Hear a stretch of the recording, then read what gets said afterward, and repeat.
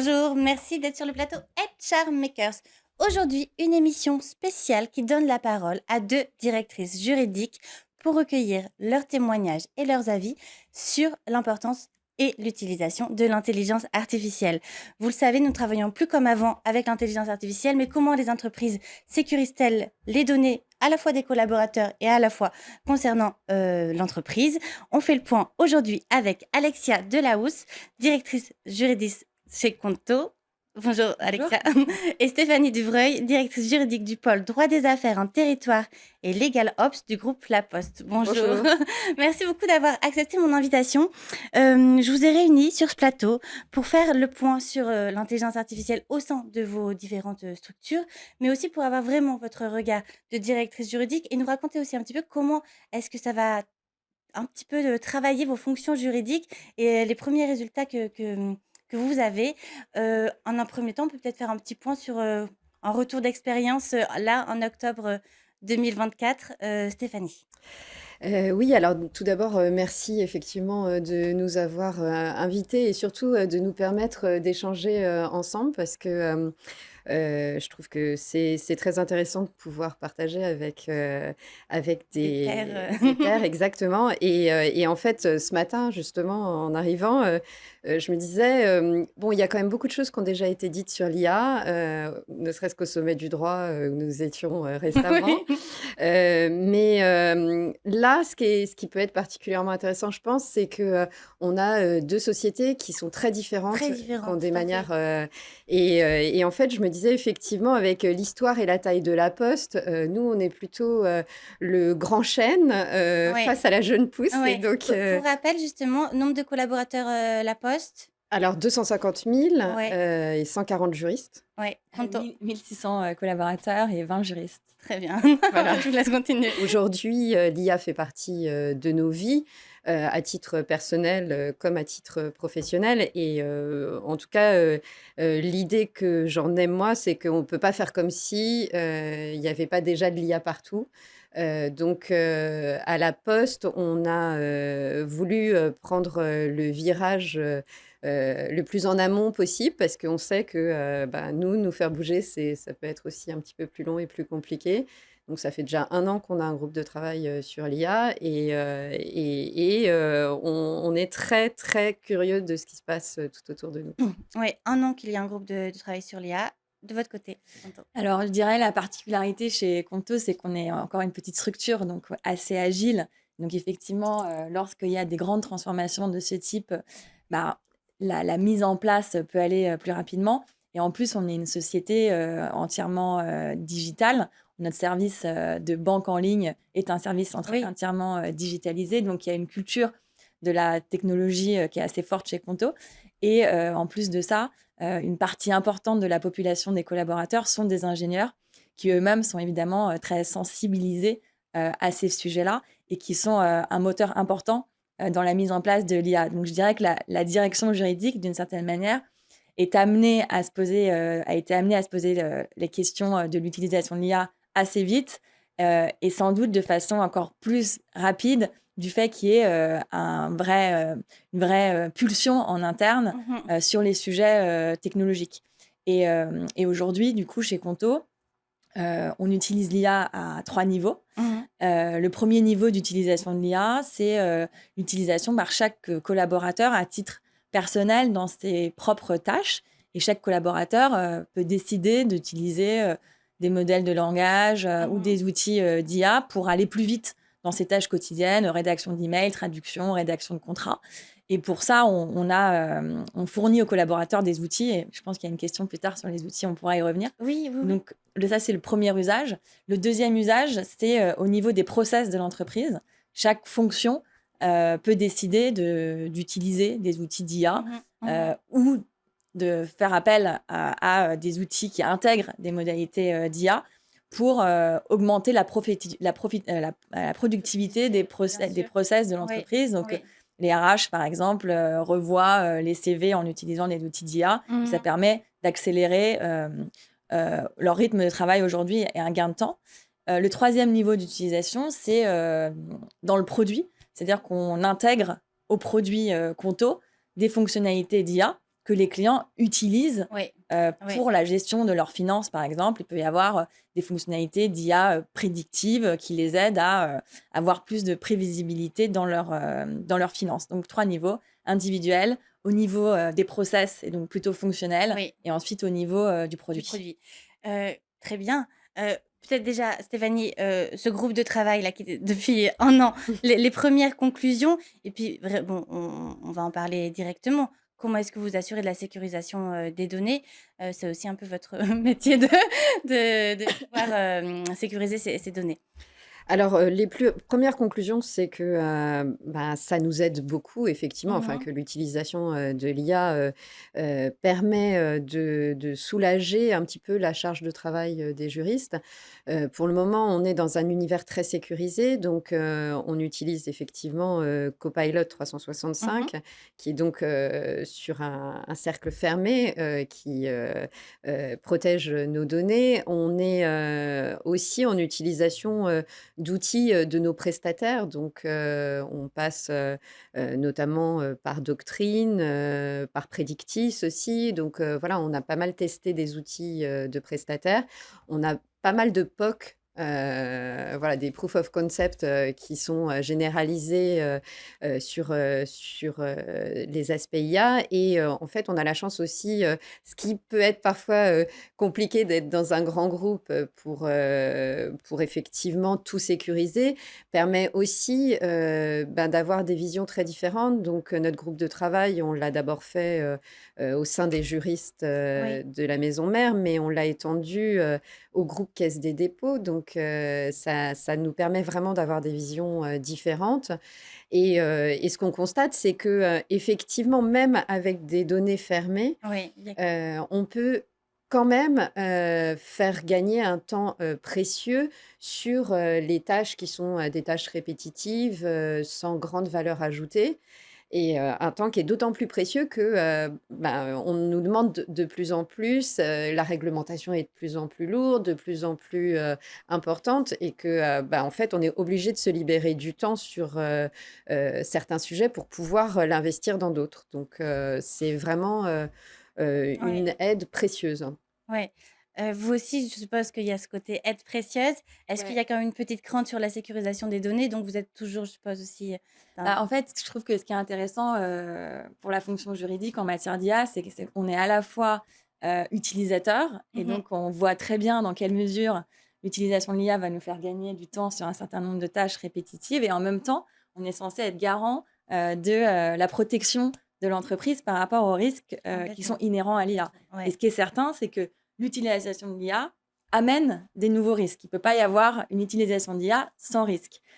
Nous, ce qu'on a essayé de faire assez vite, c'est de définir quel était l'appétit du risque de la société de Conto par rapport à ces problématiques d'IA. Donc, de façon très schématique, si on dresse un graphique, on peut être soit on fait zéro utilisation de l'IA et donc il y a très très peu de bénéfices et très très peu de risques, soit on fait une utilisation de l'IA extensive et donc on envoie des bénéfices très rapidement pour toutes les directions qui peuvent aller beaucoup plus vite, mais en même temps, il y a des risques. Et donc on s'est évidemment positionné quelque part au milieu, Oui, oui. et c'est une décision qui est collective et qui correspond à l'appétit au risque de Conto par rapport à ces sujets d'IA. Et ensuite, la direction juridique, dans les décisions qu'elle va prendre, elle va forcément s'inscrire dans ces consignes d'appétit au Mmh risque mh. qui ont été définies par la société. Et donc, on a cherché à protéger Conto par rapport à certains risques, mais pas toujours de façon maximaliste, puisque par définition, on avait défini un appétit au risque qui nous autorisait, sur certains types de risques, à en prendre un peu. Pour la question du traitement des données personnelles, Oui. je vais prendre un exemple d'un outil qui est utilisé par notre service client, Mmh. qui utilise de Mmh. intelligence artificielle générative Oui. pour répondre aux clients. La question s'était posée de savoir dans quelle mesure on peut déverser dans cet outil des informations, des conversations avec des clients qui sont des personnes physiques. Et donc, on a tranché en n'interdisant pas totalement le fait de déverser ces données dans un outil. On a trié les données en fonction de données qui sont plus ou moins sensibles. Mmh. Et du coup, il y a des catégories de données qui ne peuvent jamais être Yes. déversées dans un outil sont par exemple des données de santé ou des données qui sont liées à des informations de salaire, par exemple concernant les salariés, et des données qui peuvent être déversées, y compris en masse, dans des outils d'intelligence artificielle, à condition que le contrat conclu avec l'outil soit suffisamment sécurisé du point de vue de la direction juridique et que lorsqu'il s'agit de masse de données, elles soient anonymisées si ce sont des données personnelles. Donc, on a essayé de définir un certain nombre d'instructions qui permettent quand même d'utiliser l'IA et d'en retirer des bénéfices de productivité, Oui, mais oui. qui protègent d'un certain risque dans la limite de l'appétit au risque défini par l'entreprise. Oui. Vous aussi, vous avez cette gestion de l'appétit au risque. Alors, nous, on travaille beaucoup en transverse. On a notamment une direction data IA avec qui on va travailler main dans la main pour justement voir ce qu'il est faisable, ce qu'on peut faire ou ce qu'on ne peut pas faire. On est la direction juridique depuis longtemps est plutôt dans des démarches innovantes, mais effectivement dans un univers quand même sécurisé. Et pour le coup, effectivement, les données personnelles, c'est un sujet très important pour nous. Et enfin, comme pour vous, même si effectivement, nous, là, je parle hors secteur bancaire, hein, Oui. on est vraiment sur la maison mère, mais c'est un sujet sur lequel on ne peut pas du tout transiger.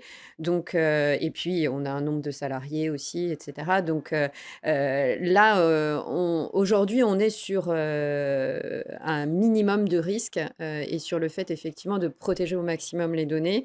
Et les tests qu'on fait restent très localisés sur des sujets qui ont été validés. Et effectivement, on évite à tout prix de mettre nos données sur le cloud ou accessibles à l'extérieur. Donc, et puis aussi pour... Enfin, de toute manière, c'est ce qu'on se disait tout à l'heure, c'est que il faut faire tout cela dans une démarche très consciente aussi de quelles données on met, mais qu'est-ce qu'on attend aussi du traitement de ces données-là, parce que bah, il y a des hallucinations, parce que il y a quelquefois des passages qui sont passés à l'as. Donc effectivement, enfin, je lisais un article de Xavier Niel il y a pas très longtemps qui disait en fait, ce qu'on a besoin aujourd'hui, c'est d'apprendre à organiser les données et apprendre à apprendre. Et je pense que c'est vraiment ça. La Ouais. question, c'est pas qu'est-ce qu'on utilise, c'est comment on l'utilise.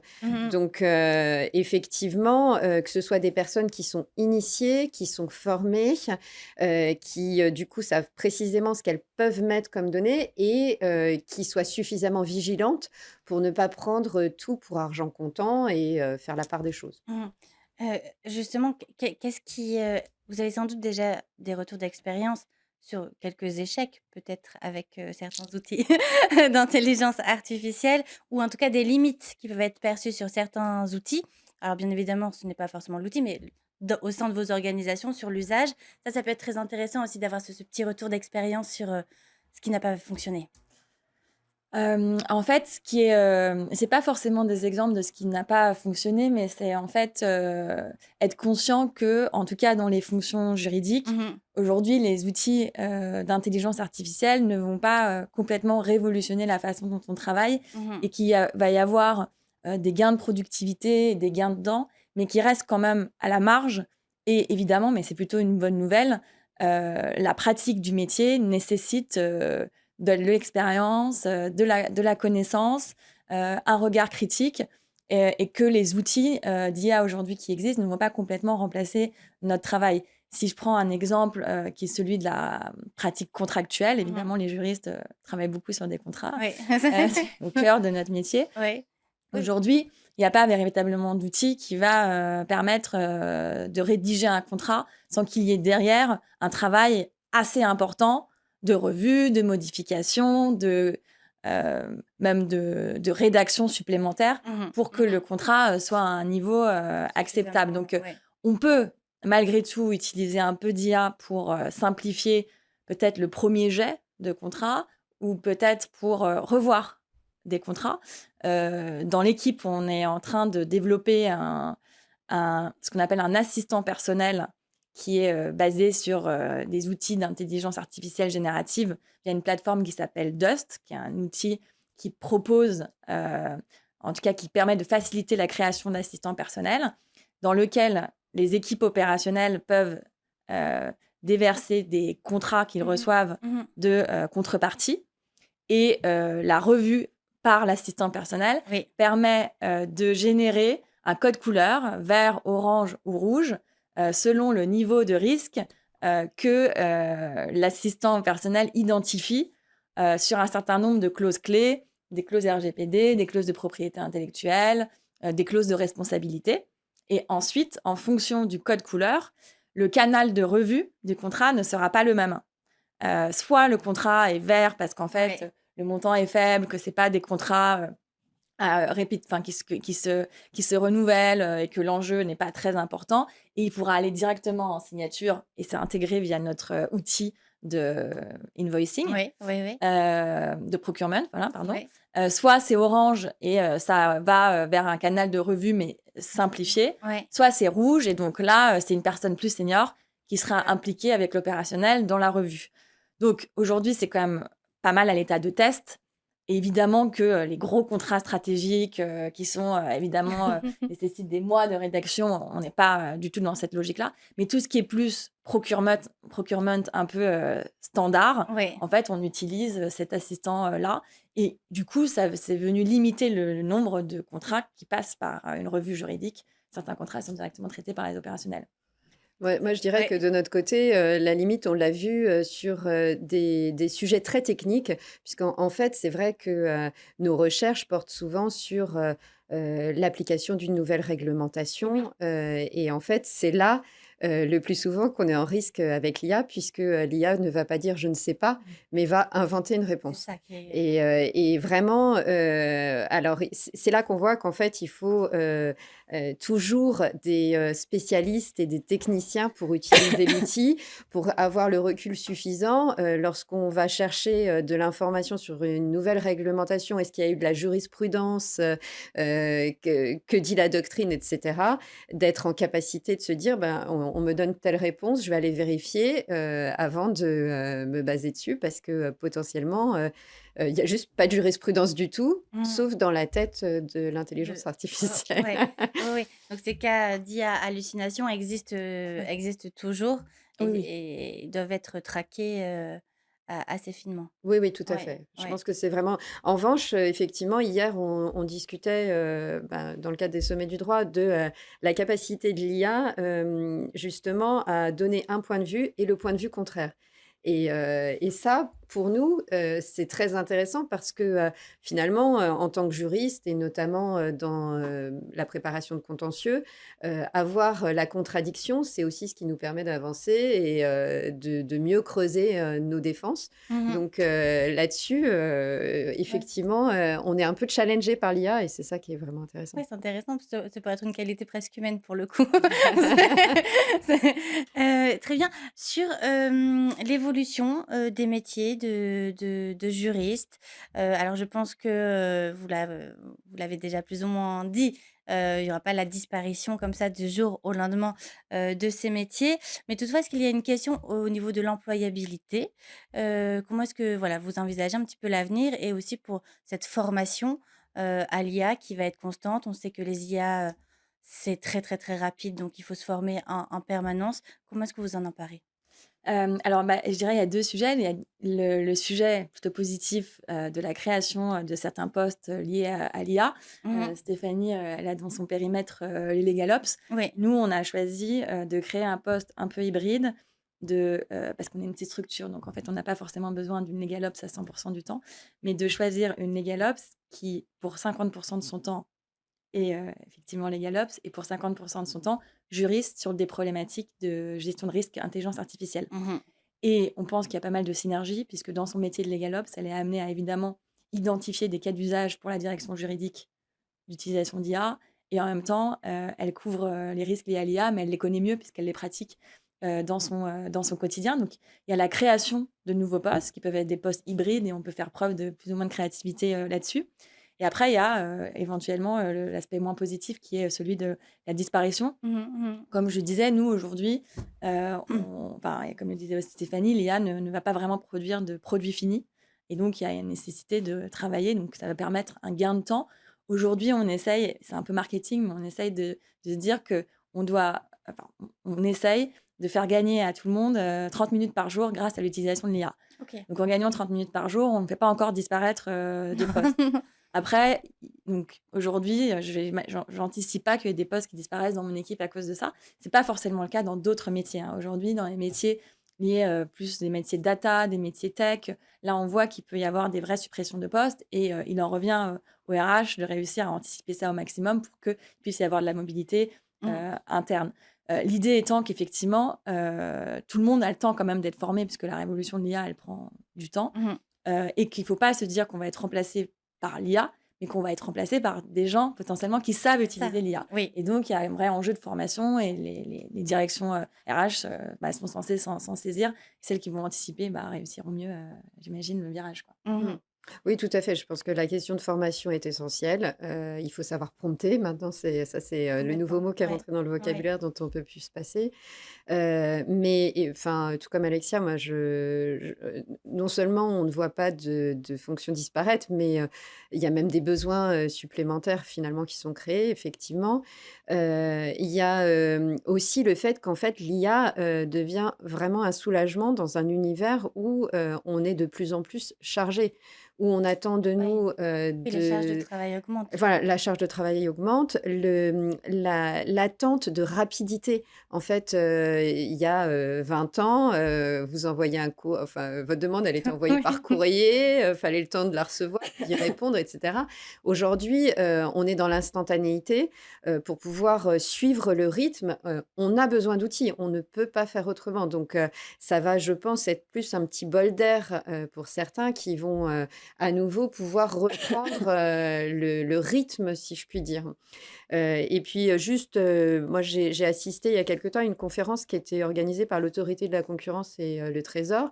Ça s'appelle les séminaires NAS. Et justement, il y avait un économiste qui expliquait, enfin, qui faisait un parallèle avec l'arrivée de l'électricité et puis qui dit, en fait, il y a le moment où la technique arrive, mais après, il y a tout ce qui va découler de cette technique et qui va générer de nouveaux métiers, de nouvelles activités, etc. Et finalement, là, on est à un tournant, on commence à avoir des idées de ce qui peut arriver, mais je pense qu'on ne peut même pas encore imaginer tout ce que ça va permettre et toutes les évolutions qui vont en découler. Donc, moi, je suis très optimiste. Vos conseils les conseils que vous pourriez donner sur, finalement ces premières années avec l'intelligence artificielle, générative, si vous deviez, donner des conseils, ce serait lesquels? Alors, je dirais, c'est de s'y confronter et tester Oui, ne pas en avoir peur. un certain nombre d'outils, ne pas s'arrêter au premier outil qu'on utilise, puisqu'en fait, ces outils évoluent et par ailleurs, on peut avoir une appétence à en utiliser un autre un plutôt qu'un autre. Vraiment se former et se poser la question de la pertinence ou de l'intelligence de l'usage qu'on en fait. Je pense qu'effectivement, on dit souvent que du coup, l'usage excessif de l'intelligence artificielle va impacter la formation des jeunes ou la connaissance des jeunes. Du coup, moi, je pense quand même qu'il y a des bons usages et des mauvais usages et que ceux qui en feront les bons usages, en fait, vont grandir et progresser dans leur carrière plus rapidement et un décalage va se créer entre ceux qui ne savent pas utiliser et ceux qui le savent l'utiliser, mais aussi entre ceux qui l'utilisent bien et ceux qui l'utilisent moins bien. Et donc, voilà. Pour vous? Moi, je pense qu'effectivement, enfin, je suis tout à fait d'accord avec Alexia, il faut rester curieux. Enfin, j'ai la chance, en fait, d'être dans une entreprise, qui a été obligée de se réinventer, depuis plusieurs années et qui est, dans cette, recherche, d'être à l'écoute, d'essayer Oui, la de Poste, il y a eu déjà une transformation voilà, digitale, très très importante importante. Ouais. et on est très ouvert sur, tout ce qui arrive et en recherche de s'en imprégner pour pouvoir, le transformer, de la meilleure manière possible. Donc, je trouve que échanger entre nous, c'est essentiel parce que, on apprend tous, en marchant et que les expériences des uns et des autres nous enrichissent. Donc, lire, écouter, échanger, rester humble, mais en même temps avoir confiance, dans le fait que l'être humain a quand même des ressources, qu'une machine, je pense, n'a pas, ne serait-ce que de la sensibilité, Oui. une forme d'inventivité aussi et d'aller, chercher, des choses, qui ne sont pas logiques. Donc en fait, c'est ça, qu'on a la force qu'on a vis-à-vis d'une machine, c'est qu'on n'est pas toujours logique, mais quelquefois ça peut aboutir, à des choses aussi innovantes donc Ouais, D'accord. ouais, ouais. Juste pour conclure, heu, demain, la prochaine étape, chez La Poste, chez Conto, autour de l'intelligence artificielle, voilà, le next step et comme ça on pourra se Mmh. revoir peut-être 1 an plus tard pour faire le bilan. Nous, le next step, c'est d'essayer de trouver, de nouveaux cas d'usage. Ouais, Aujourd'hui, on en a deux, trois, avec la partie contractuelle et la partie, gestion de projet. ouais, ouais. Essayer de trouver de nouveaux usages et être capable de mesurer le véritable gain, Oui, de temps lié à ça. c'est vrai que ça, on n'a pas eu Ouais, le temps d'en parler, ouais. mais il va y avoir aussi tout ce phénomène d'indicateurs à mettre en Exactement, place pour, pouvoir, exactement. mesurer un petit peu l'utilisation de l'IA, au sein du groupe, La Poste, Stéphanie? Je dirais, peut-être, pouvoir développer un outil maison, qui puisse nous permettre, d'utiliser, en toute tranquillité, si je puis dire et puis, pourquoi pas peut-être, qu'il puisse devenir un jour, référence, française parce que, voilà, Bien sûr, ouais. on a déjà la signature électronique, on a, déjà, l'identité numérique, bon là je m'avance, hein, j'ai pas de mais Il je faut se trouve que projeter. voilà, le côté, effectivement, de pouvoir, développer une solution, qui soit, plus sûre, qui rassure tout le monde et qui nous permette, de l'utiliser, en toute confiance. Mmh. Merci beaucoup. Merci. Ce sont de très beaux exemples, en tout cas de façon d'allier l'humain et l'intelligence artificielle. On a bien compris ces phases de test and learn, en permanence et cet alliage que vous arrivez à créer. Merci beaucoup. Merci. Alexia Delahousse, je rappelle, vous êtes directrice juridique chez Conto et Stéphanie Dubreuil, vous êtes directrice juridique du pôle droit des affaires en territoire et LegalOps du groupe La Poste. Merci beaucoup. Merci beaucoup. Merci à vous. On se retrouve tous les lundis sur Bismart for Change et un replay, bien évidemment, sur bismart.fr. À très bientôt.